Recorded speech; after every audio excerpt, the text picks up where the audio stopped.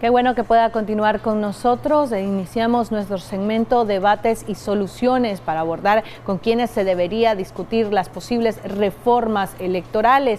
Y es que diferentes organizaciones a lo largo de estas semanas han presentado distintas propuestas de reformas electorales y se está discutiendo cómo poder lograr un consenso entre todas estas propuestas para presentar una única reforma electoral. Para ello, nosotros tenemos ya a nuestro invitado, Willy Narváez, con quien estaremos abordando cuáles serían las personalidades que estarían discutiendo estas reformas electorales, pero también cuáles serían los escenarios en donde se discutirían estas reformas. Así es, Michelle Polanco Alvarado y a nuestros amigos televidentes. Esta mañana nosotros tenemos a nuestro invitado, se trata de Roberto Corney, presidente de Ética y Transparencia, quien estará abordando este tema con nosotros. Son aproximadamente 5 propuestas de reformas electorales que han presentado tanto organizaciones civiles, partidos políticos y expertos en temas electorales. Pero de todas estas propuestas, ¿cuál podría ser la más indicada para los nicaragüenses? Y posiblemente el gobierno estaría sentándose con alguna de estas organizaciones para discutir una reforma única. Una muy importante aclaración, soy un simple y sencillo director ejecutivo, no soy presidente de ninguna cosa. Sin embargo, en el tema de estos escenarios, tengo una delegación por parte de la organización que represento, Ética y Transparencia, y en ese sentido es que hemos hecho los planteamientos que me imagino han suscitado esta invitación. Entonces ahí lo que vale la pena decir es que, primero, dado que el análisis puede parecer en algún momento que favorece a aquel o al otro, lo primero es dejar claro pues, que Ética y Transparencia está comprometida con la calidad del proceso, no con los resultados. Si una elección es buena, no nos importa quién la gane. Si hay problemas después con la gestión de gobierno, la criticamos por aparte, pero en las elecciones nos interesa que sean libres y justas, y eso lo hemos agenciado en Nicaragua y en 30 países, en 4 continentes por los últimos 25 años, no va a cambiar. Ahora, usted planteaba el viernes pasado, cuando se hizo una presentación de propuestas de reformas por parte del grupo promotor de reformas electorales, que nos gustaría nos la volviera a plantear y ver cuál de estos escenarios en donde se podría discutir una reforma electoral sería más conveniente o más viable según el contexto en el que estamos viviendo. Mira, vamos a comenzar por lo que vos decías y lo voy a enlazar con lo que vos decías. A ver, lo primero que hizo entonces Ética y Transparencia junto a expertos reconocidos en diferentes temas que tocan lo electoral, constitucionalistas, académicos, y empezamos a consultar absolutamente a todo mundo. ¿Por qué? Porque el plan de la OEA, que era el único que estaba en la mesa en el momento, contemplaba que se iba a hacer una amplia consulta antes de que la OEA pusiera su documento en la mesa. Planteaba hasta 6 meses para esa consulta. Nosotros vimos que lo de la OEA se estaba atrasando y decidimos darle vuelo a realizar la consulta. Una cosa muy buena pasó. Prácticamente todos los consultados se tomaron la molestia de hacer su propuesta y ponerla por escrito. Eso metodológicamente ayuda mucho, no solo porque ya empezás incluso a trabajar con documentos, sino porque hace que los que pudiste haber entrevistado y te dicen cualquier cosa en la emoción del momento, ahora ya lo procesan con sus bases, con sus organizaciones y te lo convierten en un planteamiento, lo que ya le da cierta firmeza. Otra cosa hicimos, dejamos que todo mundo dijera primero lo que quería decir, salieran todos los planteamientos, de manera que el nuestro tenía una suerte de síntesis, en el sentido de que aparte que escuchó a todo mundo, nos dábamos cuenta al todo mundo no solo haberlo puesto por escrito, sino que también hasta presentado en público, partidos políticos incluso, PLC, C por L, Partido Conservador. Solo para darte 3, Saturnino también nos entregó algo APRE, todo el mundo nos entregó algo en el caso de los partidos políticos. Y entonces notamos la primera cosa, y es que había un consenso de un 90%, y había otra cosa también, que los temas que había un consenso del 90%, un consenso del 100% sobre cuál es la principal prioridad, que la adelanto, es tener las garantías de un arbitraje limpio, el Consejo limpio y la Junta Receptora limpia para que el ciudadano vote y se sienta cómodo. Después entras en garantías de transparencia, de publicación de resultados, de fiscalización. Pero el primero era hay un consenso del 90% y en el tema prioritario, el mínimo, diríamos, de arranque, hay un consenso del 100% entre prácticamente todo el mundo. Otra cosa bonita, notabas que aquellos puntos en los que había diferencia de opiniones tenían rutas alternas y en muchos casos eran fruto obligado de lograr la primera reforma. Te doy un ejemplo. Los partidos que no tienen personería jurídica, que llamábamos protopartidos, mucho insisten en que quieren cambiar la ley para que sea más fácil hacer partidos políticos. ¿Por qué? Porque de 15 años de tener este tipo de consejo, que más bien se convierte en pared en vez de puente, pues te da la impresión que hay que cambiar una ley para que sea obligado para el aparato electoral, cuando en realidad basta que el aparato electoral haga su trabajo como debe ser. Es decir, si el Consejo Electoral, en vez de hacerse pared, se convierte en puente para que los partidos políticos puedan procesar su trámite de forma expedita, ya el problema se soluciona. ¿Cuál es el problema? En términos numéricos, 153 municipios tenés que tener directiva. Si el Consejo Electoral te pone en el plan de puedo verificarte una reunión por mes, te volás 150 meses construyendo tu partido político.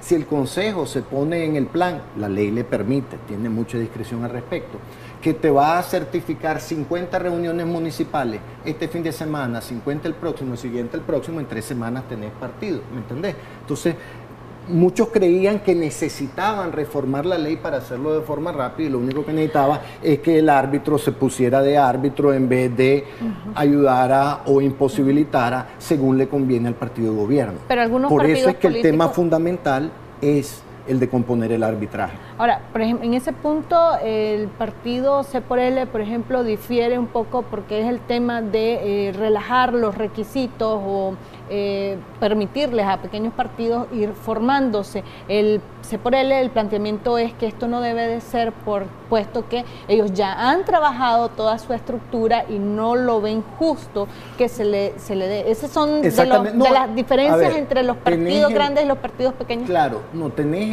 como te digo, un 90% de consenso y los disensos son en áreas como esas con soluciones fáciles y que encima de eso son en consecuencia de la parte en la que sí están unificados, que es limpiar el aparato electoral. Lo que vos decís es cierto. Los protopartidos, yo llamo así a todos los que claramente quieren serlo pero todavía no lo son, quieren facilidades, piden facilidades. Los partidos constituidos dicen, espérate, tenés que brincar por el mismo huequito que brinqué yo, cuando en realidad ese huequito varía según el aparato electoral en su momento tuviera la posición de facilitar o de imposibilitar.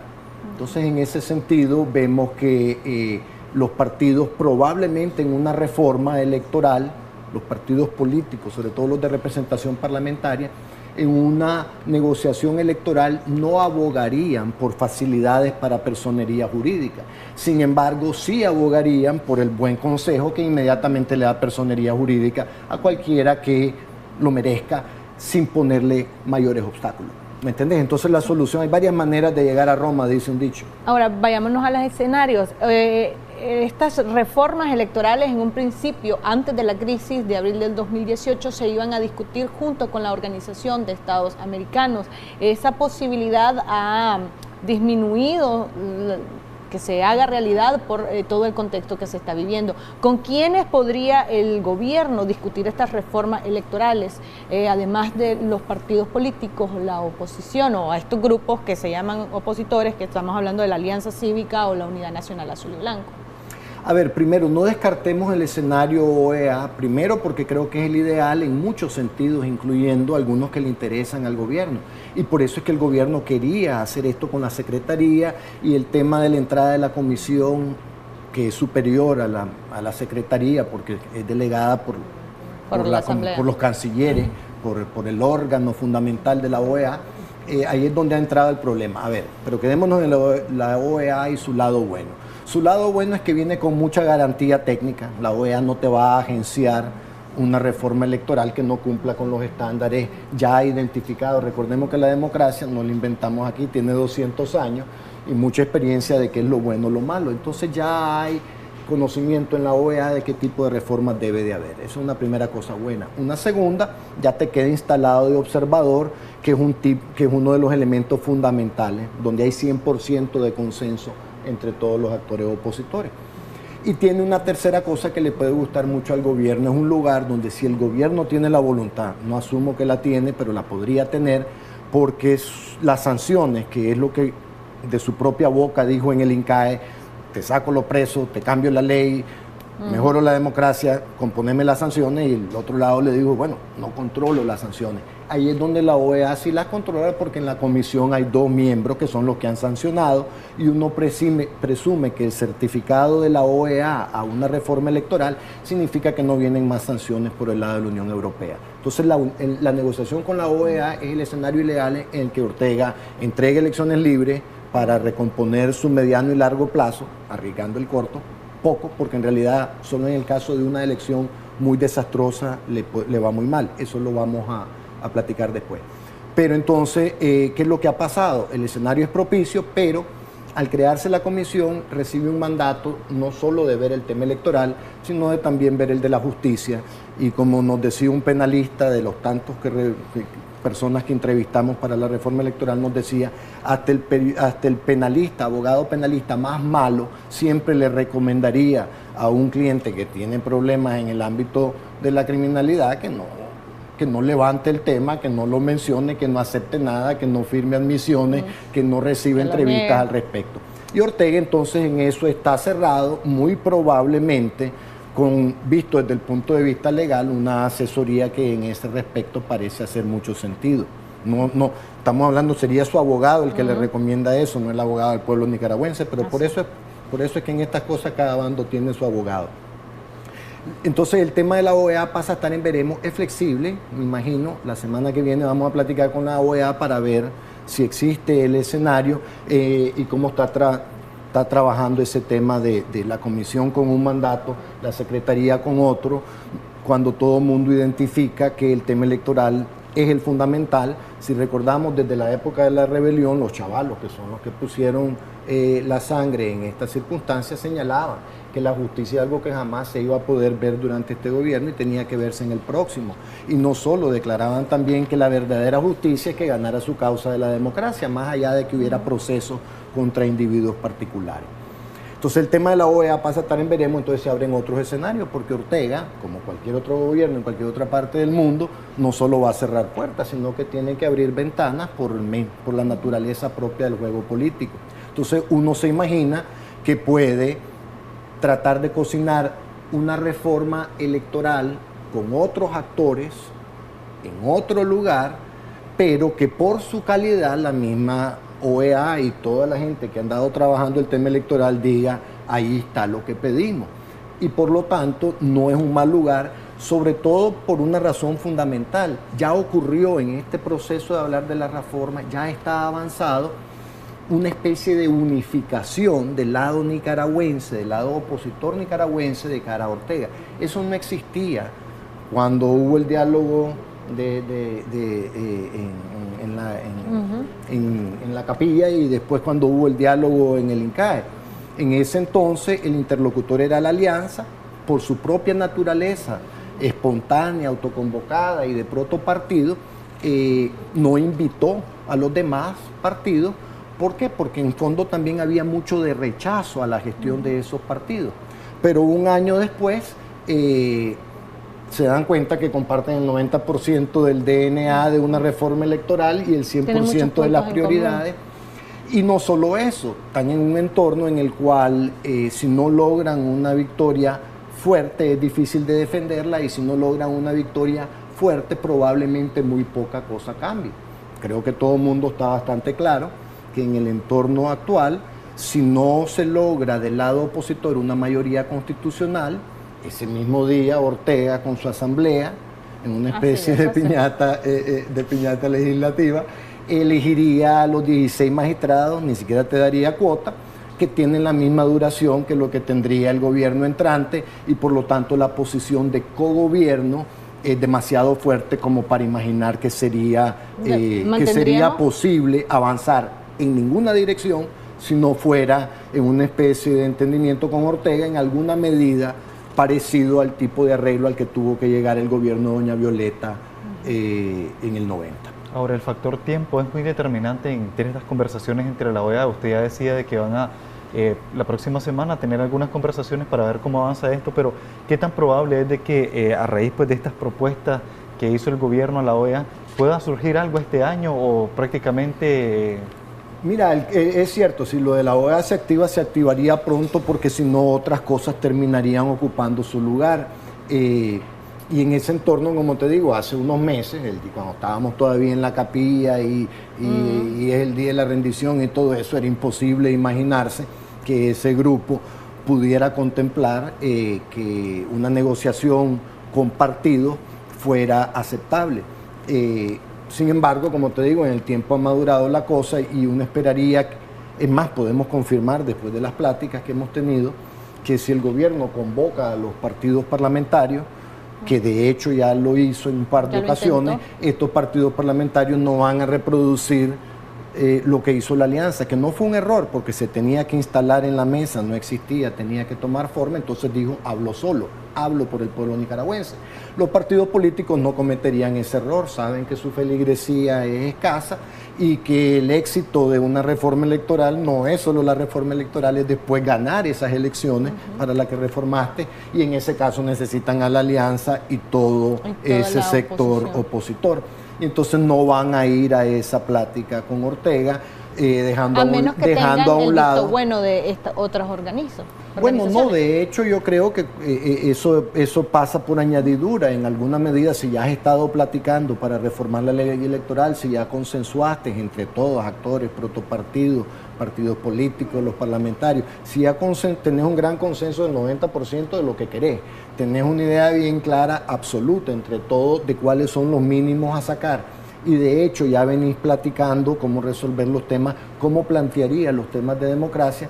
El tema de la unidad entre los opositores para el tema electoral es bien grande, en gran parte porque entienden que necesitan que esa unidad después vaya a la urna y resolver otros temas. Pues, por ejemplo, cuando hablan del tema, no podemos ir en la casilla de este o aquel la casilla otro quedaría porque es muy fea. Para después. Pero eso tiene soluciones. En el África, cuando hacen ese tipo de cosas, hemos tenido oportunidades de ver estas cosas en Camerún, en Mozambique, países que son muy similares a nosotros en términos de desarrollo humano y lo demás. Ahí a la hora de tener el problema típico de oposición débil y dividida, enfrentando un gobierno fuerte en el que todo el que se vaya a hablar con él es sapo, a menos que tenga un cura o un organismo internacional a la orilla, en esos lugares se platican, consensuan una posición y solo salen en público cuando el gobierno ya después de muchos correos les dice yo te firmo eso. Ahora, entonces en ese entorno uno se imaginaría que sí existen oportunidades.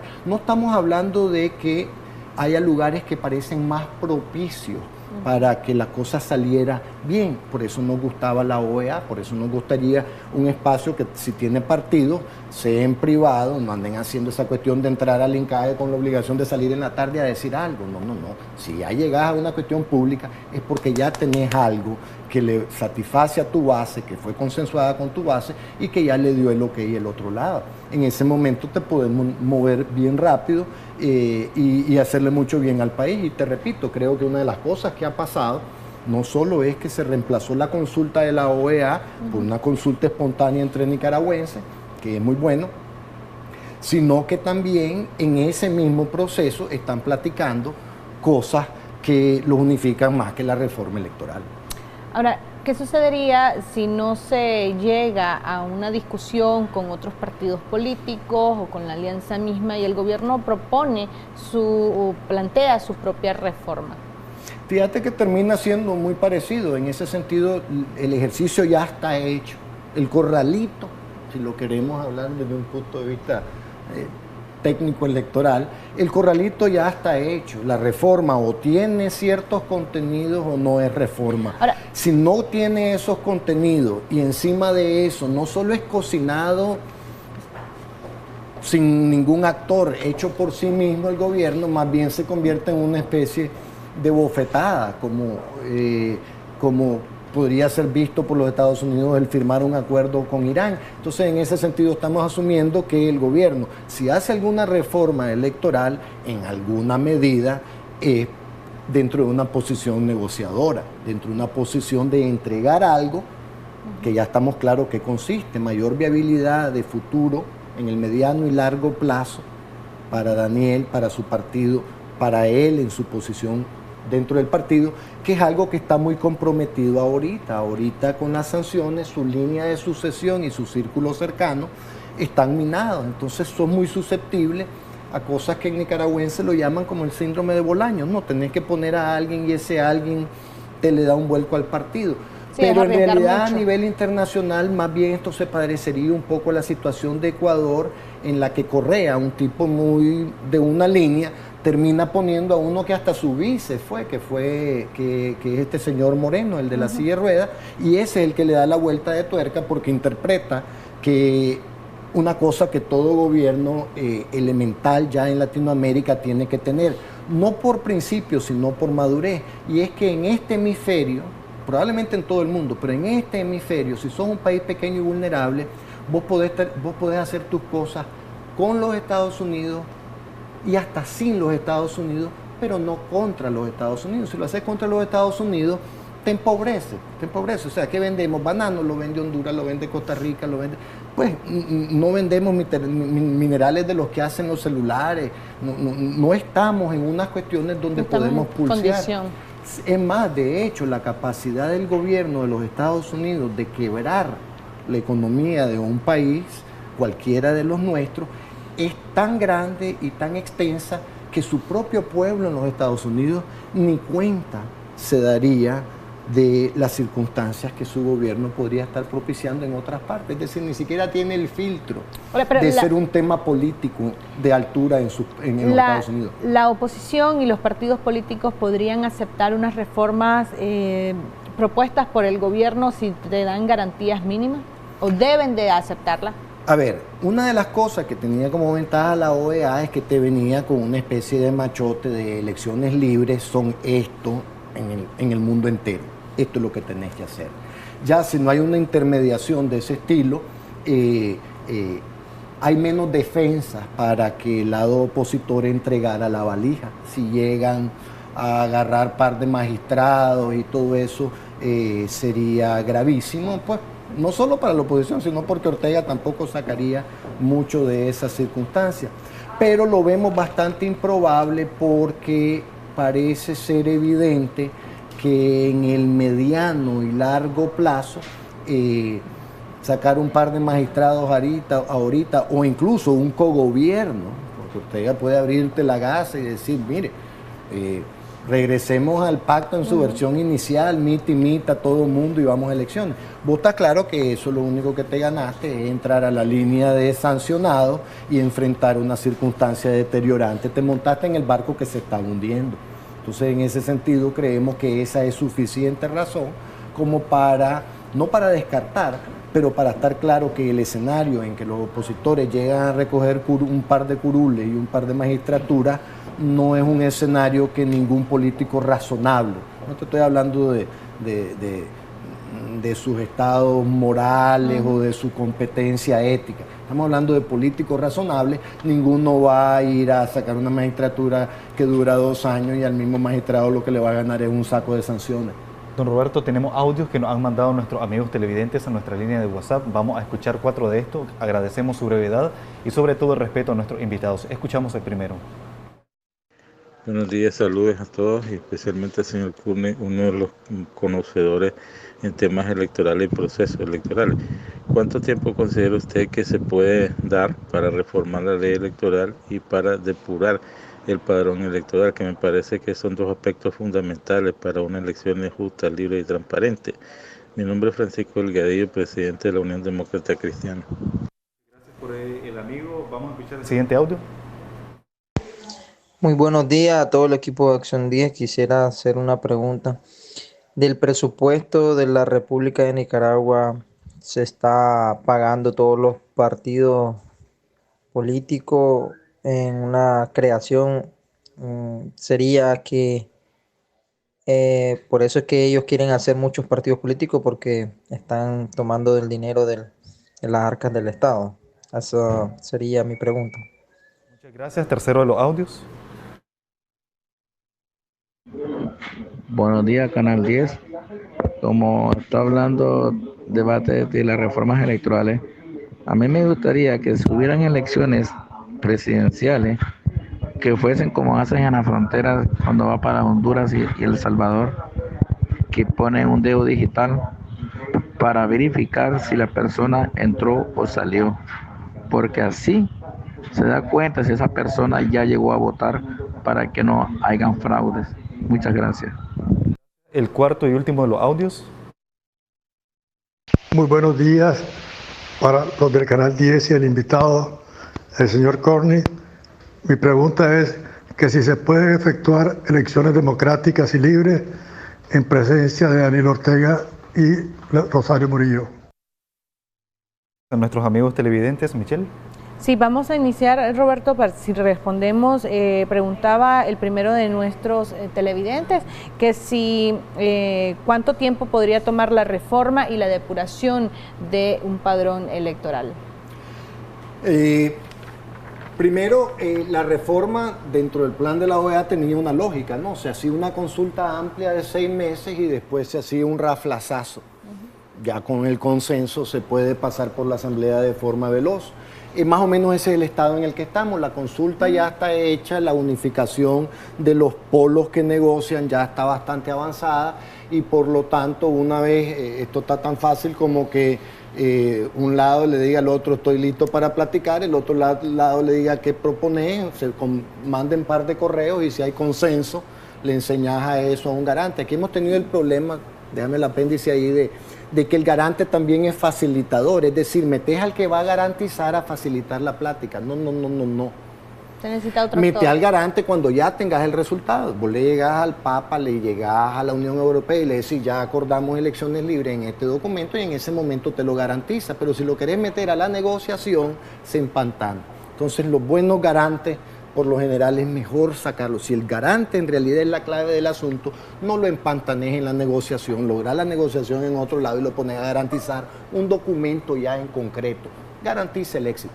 Entonces, ya estamos en ese estado, en el que una vez que haya voluntad política, ya hay consenso sobre posiciones, ya hay bandos claramente establecidos, y entonces podría ser cosa de una semana. ¿La depuración del padrón? El padrón, estemos claros que no hay que depurarlo antes de la reforma electoral. Un buen consejo puede hacer ejercicios de depuración. Recordemos que el principal problema que tiene el padrón electoral ahorita es que estén dos tucos.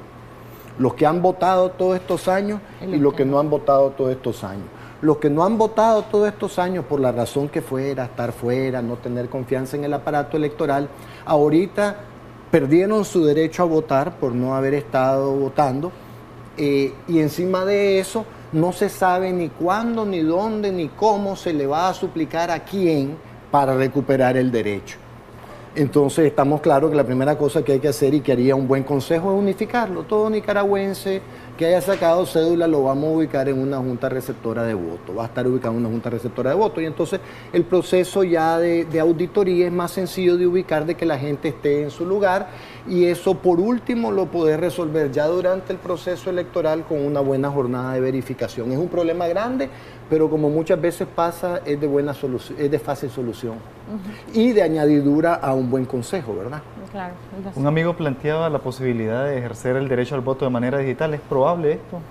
Mira, en Australia se vota por teléfono porque la tecnología lo permite, ¿verdad? Ya puedes tener un PIN, un código, una palabra clave, todo ese tipo de cosas que te permite que no te roben en el banco, debería de permitirte que no te roben en la urna electoral y entonces todo eso va avanzando. Lo que pasa es que, bueno, son grados de madurez, estamos hablando de que Nueva Zelanda puede, nosotros podríamos implementar la tecnología, pero todavía estamos mistificados por esa misma tecnología con la desconfianza que genera. Sin embargo, estemos claros que la OEA en su paquete de reformas, las tecnológicas, te va a pegar una modernizada muy útil.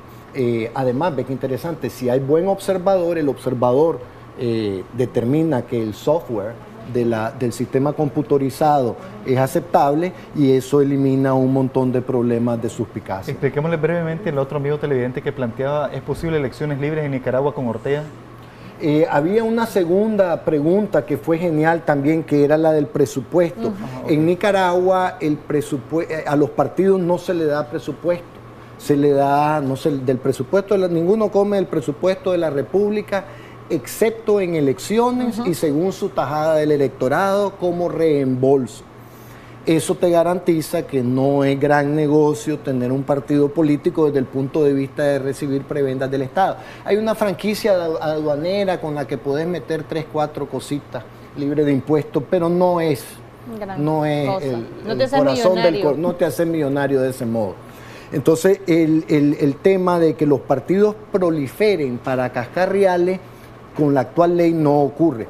El escenario en el que proliferan es un escenario más político, en el que si un bando encuentra que si hay más partidos es más fácil dividirlo, facilitará la obtención de personería jurídica. Por eso te decía que hay un caso interesante. Si no se reforma la ley para facilitar partidos políticos y lo hace el Consejo Supremo Electoral, uno presume que los votos del frente que pudiera haber en ese contexto electoral van a darle el sí a esos partidos porque tienen el efecto de meter más jugadores al otro lado y los chances de la discordia se incrementan. Ve qué curioso para que veamos cómo funciona la política. Pero le digo entonces al caballero, según la ley se da el 1% del presupuesto de la República. En las últimas elecciones eso fue 20 y pico de millones de dólares, pero posterior a las elecciones y distribuido según los resultados. No es un verdadero incentivo para formar partidos políticos.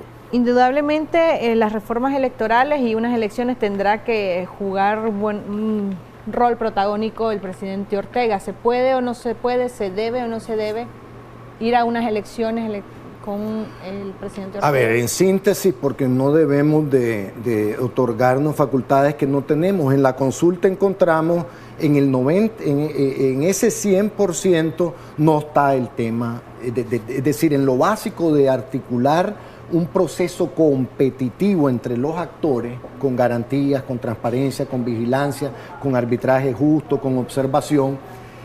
En eso están unidos todos. Hay varios, y ahí es donde tenés que hay consenso en el 90%, hay varios que plantean que tiene que ser sin Ortega, por la razón que vos querrás, que algunos la expresaban por su antecedente, otros porque en realidad la presencia de un presidente en una elección subsecuente tiene el poder como en los Estados Unidos, incluso de que el presidente rara vez pierde su reelección inmediata porque el estar en la silla presidencial otorga facilidades para inaugurar proyectos, para trabajar el presupuesto público, y eso es muy atractivo en unas elecciones.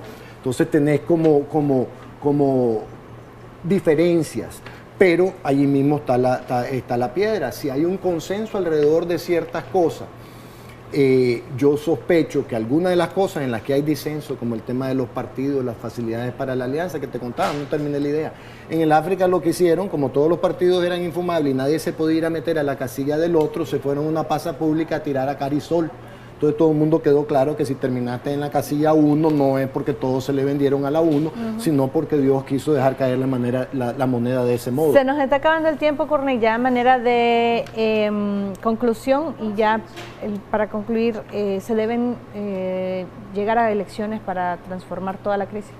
Brevemente. Sí, las elecciones sigue siendo la crisis la salida a la crisis, y eso no solo es cierto en Nicaragua, es cierto en todos los países en crisis en el hemisferio y más allá. Eso ha sido cierto también desde mucho tiempo atrás y seguirá siendo cierto. Las elecciones son la salida a la crisis, pero las elecciones libres, ¿verdad? Las elecciones justas, y eso es lo que estamos trabajando.